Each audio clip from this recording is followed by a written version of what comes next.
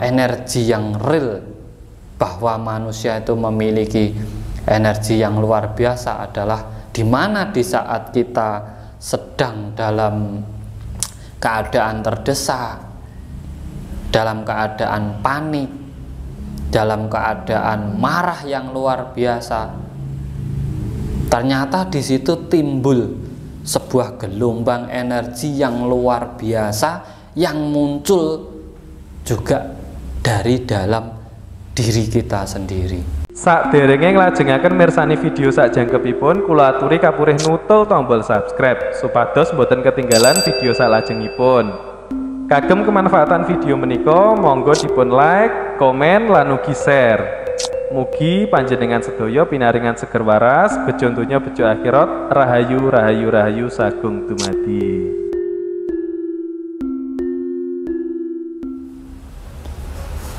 Salam cerdas, salam rahayu, rahayu, rahayu sagung dumadi, matur sembah nuwun, masih dengan Kang Tro. Pada kesempatan kali ini kita akan membahas tentang energi dalam diri manusia. Seberapa besar energi yang kita miliki sehingga manusia itu bisa disebut jagat gede ataupun mewakili dari seluruh elemen yang ada di alam semesta. Sebenarnya kekuatan dalam diri manusia itu tidak terbatas apabila kita tidak membatasi kekuatan kita sendiri. Sebenarnya yang membatasi kekuatan dalam diri manusia itu adalah diri kita sendiri. Jadi yang sebenarnya kita mampu, kita membatasi diri, akhirnya kita menjadi tidak mampu. Contoh-contoh energi yang real bahwa manusia itu memiliki energi yang luar biasa adalah di mana di saat kita sedang dalam keadaan terdesak, dalam keadaan panik, dalam keadaan marah yang luar biasa, ternyata di situ timbul sebuah gelombang energi yang luar biasa yang muncul juga dari dalam diri kita sendiri. Di dalam keadaan terdesak, contohlah sampai waktu jalan-jalan sampai tiba-tiba ketemu dengan anjing dan sampai takut dengan anjing itu, otomatis sampai lari. Di saat sampai dikejar anjing, lonjakan energi itu tiba-tiba muncul dalam diri panjenengan sehingga lari sampai itu luar biasa. Lari itu luar biasa. Karena apa? Di situ ada rasa ketakutan, terus emosi, dan seluruh energi dalam tubuh itu bangkit semua. Sehingga tanpa panjenengan sadari, ternyata sampean itu bisa lari melebihi dari kecepatan anjing tersebut.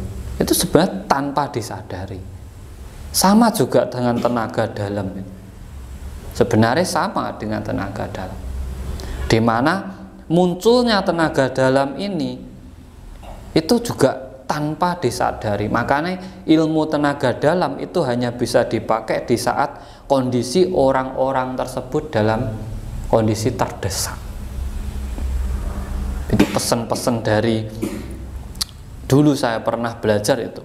Kalau tidak dalam kondisi terdesak, jangan kamu gunakan ilmu ini. Sebenarnya itu karena apa? Di saat kondisi kita terdesak, otomatis itu sampai tanpa diisi, tanpa dibuka, tanpa apa, sudah otomatis di saat terdesak kekuatan dalam tubuh jenengan itu akan naik dengan sendirinya.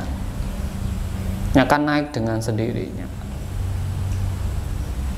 Dan bahkan salah satu contoh lagi bahwa energi dalam diri manusia itu luar biasa adalah di saat orang kesurupan.